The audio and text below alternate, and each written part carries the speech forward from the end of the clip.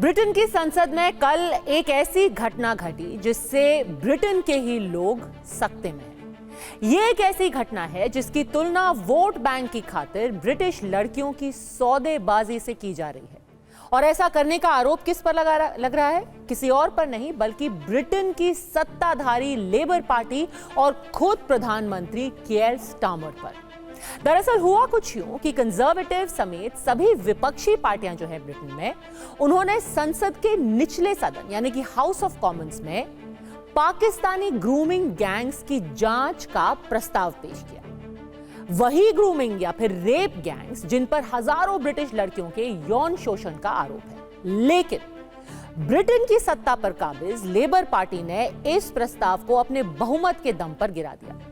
जानते हैं कि इसके पीछे दलील क्या दी गई? सत्ताधारी पार्टी ने कहा कि अगर जांच के आदेश हो गए तो इससे एक बेहद महत्वपूर्ण बिल यानी कि चाइल्ड प्रोटेक्शन बिल वो खटाई में पड़ जाएगा, उसमें देरी हो जाएगी। इसलिए हम चाहते हैं कि इन्वेस्टिगेशन ना हो, पहले बिल आ जाए। इतना ही नहीं, कियर स्टारमर की सरकार ने इसे फार राइट यानी कि धुर दक्षिणपंथ करार दिया और यह भी डर जताया कि अगर इन्वेस्टिगेशन शुरू हो गया तो ब्रिटेन में इस्लामोफोबिया को बढ़ावा मिलेगा। 650 सदस्यों वाली हाउस ऑफ कॉमन्स, जिसे आप भारत की लोकसभा की तरह मान सकते हैं, इस सदन में सत्ताधारी लेबर पार्टी के 364 सांसदों ने विपक्ष के प्रस्ताव के खिलाफ वोट किया, जबकि मुख्य विपक्षी कंजर्वेटिव पार्टी के 101 सांसदों समेत कुल 111 सांसदों ने प्रस्ताव के समर्थन में वोट किया। इन्होंने कहा कि ये होना चाहिए, ये पूरा इन्वेस्टिगेशन, ये जांच होनी चाहिए। इस तरह से 253 वोट के भारी अंतर से विपक्ष का यह प्रस्ताव गिर गया। मतलब ब्रिटिश लड़कियों से पाकिस्तानी गैंगों के रेप की जांच की मांग नामंजूर हो गई। इसी अनाउंसमेंट के साथ विपक्ष भले ही अपनी जांच का प्रस्ताव हार गया हो, लेकिन उन्होंने यह जरूर सुनिश्चित किया कि उसी संसद के अंदर पूरा देश सुने कि कैसे पीएम स्टारमर ने अपने ब्रिटिश मुस्लिम वोट बैंक के आगे घुटने टेक दिए। एक के बाद एक जो विपक्ष के सांसद थे वो खड़े हुए और उन्होंने स्पीच में कहा कि धर्म, मुस्लिम वोट बैंक की चिंता और पॉलिटिकल करेक्टनेस कोई वजह नहीं हो सकती कि आप अपराधियों को छोड़ दें, कि आप उन्हें खुली छूट दें, एक तरीके से क्लीन चिट दे दें। एक के बाद एक विपक्ष के सांसदों ने दोहराया कि संसद में जो कुछ कल हुआ वो एक राष्ट्रीय शर्म से कम कुछ नहीं। ब्रिटिश सरकार अचानक इस वोट बैंक से इतनी डरी क्यों हुई है? हम उसका पूरा ब्यौरा आगे आपको डेटा के साथ देंगे, लेकिन आइए पहले आपको यह भी बता दें कि क्या है ये पाकिस्तानी मुस्लिम ग्रूमिंग गैंग जो इस पूरे विवाद के केंद्र में है। ब्रिटेन में इन गैंग्स की हैवानियत की कहानी साल 1997 में शुरू हुई थी। उस वक्त पाकिस्तानी मूल के कुछ मुसलमान लड़कों ने 12 से 16 साल की ब्रिटिश व्हाइट लड़कियों को टारगेट करना शुरू किया। ग्रूमिंग गैंग्स का मतलब वो संगठित समूह या गिरोह जो किसी व्यक्ति, खासतौर पर बच्चों और किशोरों को यौन शोषण के लिए मानसिक और भावनात्मक रूप से फंसाते हैं, उन्हें ग्रूम करते हैं। ये गैंग्स आमतौर पर कई तरीके अपनाते हैं, जैसे पहले दोस्ती करके लड़कियों का भरोसा जीतना, फिर उनको महंगे गिफ्ट देकर फंसाना, फिर प्यार का झांसा देकर उन्हें कमजोर करना। जब लड़कियां पूरी तरीके से जाल में फंस जाएं, तो उन्हें डरा धमकाकर ब्लैकमेल करना, उनका यौन शोषण करना। इनमें से कई लड़कियां तो देह व्यापार में भी धकेल दी गई। ब्रिटिश व्हाइट लड़कियों से पाकिस्तानी ग्रूमिंग गैंग्स ने तो ड्रग्स देकर रेप भी किया। ब्रिटिश अखबार डेली मेल में छपी रिपोर्ट के मुताबिक अक्टूबर 2022 में पाकिस्तानी ग्रूमिंग गैंग्स की पीड़ित लड़कियों की संख्या करीब 7300 से ज्यादा बताई गई थी। प्रोफेसर एलेक्सिस जे की रिपोर्ट के मुताबिक सिर्फ रॉदरहम में 1400 लड़कियों का शोषण किया गया। प्रोफेसर एलेक्सिस की रिपोर्ट के मुताबिक पीड़ितों में अधिकांश व्हाइट ब्रिटिश लड़कियां थी और अपराधी पाकिस्तानी मूल के थे। पिछली सरकार में गृह मंत्री और कंजर्वेटिव पार्टी की नेता सुएला ब्रावर्मैन के अनुसार भी ग्रूमिंग गैंग्स में शामिल करीब सारे अपराधी ब्रिटिश पाकिस्तानी पुरुष थे। मामले की सुनवाई के दौरान कोर्ट के जज ने भी पाकिस्तानी ग्रूमिंग गैंग्स की मंशा पर सवाल उठाते हुए कहा कि आपने सोची समझी साजिश के तहत ब्रिटिश लड़कियों को ही टारगेट किया। सुनवाई के दौरान आरोपियों ने ब्रिटिश व्हाइट लड़कियों पर भद्दी और नस्लीय टिप्पणी की। इस मामले की जांच रिपोर्ट में एक्शन के लिए 20 सिफारिशें की गई थी, 20। लेकिन अफसोस की बात है कि इनमें से ज्यादातर अभी भी अधूरी हैं। क्या वजह है? सरकार के पास कोई जवाब नहीं है शायद वोट बैंक का डर ही होगा। और डर तो है, मुस्लिम वोट बैंक खोने का डर, क्योंकि प्रधानमंत्री स्टामर समेत उनकी सरकार में शामिल 10 मंत्री ऐसे हैं जिनके ब्रिटेन में संसदीय क्षेत्र में मुस्लिम वोट डबल डिजिट में है, यानी कि 10% से भी ज्यादा। यहां तक कि जस्टिस मंत्री शबाना महमूद की सीट पर करीब 49% वोटर मुस्लिम है, यानी कि करीब आधे वोटर मुसलमान हैं। हेल्थ मिनिस्टर वेस्ट स्ट्रीटिंग के क्षेत्र में करीब 31% मुस्लिम मतदाता हैं, जबकि पीएम केयर स्टामर के खुद के क्षेत्र में करीब 20% मुस्लिम वोट बैंक है।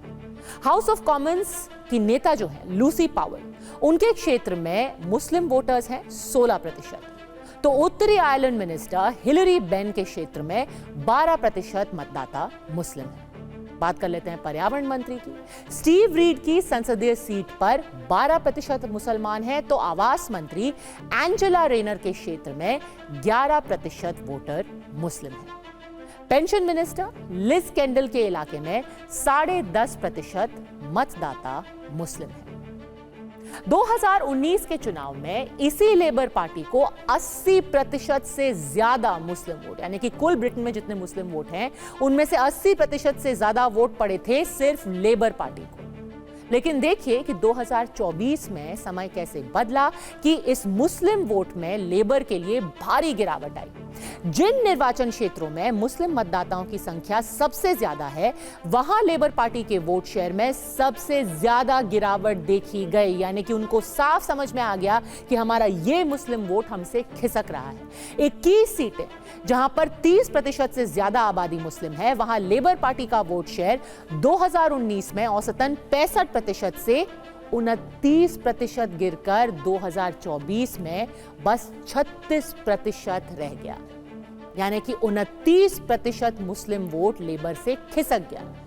जिन निर्वाचन क्षेत्रों में 2021 की जनगणना में कम से कम 40% लोगों ने अपना धर्म इस्लाम बताया था, वहां लेबर पार्टी के वोट शेयर में भी 34% की औसतन गिरावट आई, भारी गिरावट। ये क्षेत्र आमतौर पर कौन से हैं? ब्रैडफोर्ड, लंदन और बर्मिंघम।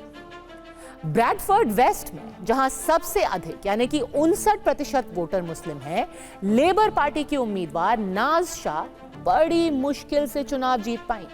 उनके खिलाफ जितना मुझे याद है एक इंडिपेंडेंट खड़े हुए थे और उनको हरा ही सकते थे। 2021 की जनगणना के अनुसार ब्रिटेन में 3.9 मिलियन मुसलमान हैं, जो कुल जनसंख्या का 6.5% हिस्सा है, जो 2011 की जनगणना से 1.2 मिलियन अधिक है। तो आपने देखा, आंकड़े साफ बयां कर रहे हैं कि एक बहुत बड़ा वोट बैंक लेबर यानी कि जो अभी सत्ताधारी पार्टी है उसका मुसलमानों पे निर्भर है। और 5 साल में जब वो खिसकता हुआ दिखा तो खतरे की घंटी कियर स्टामर और उनकी पार्टी के लिए बजने लगी। और इस वोट बैंक को बचाने के लिए उन्होंने बलि किसकी दी?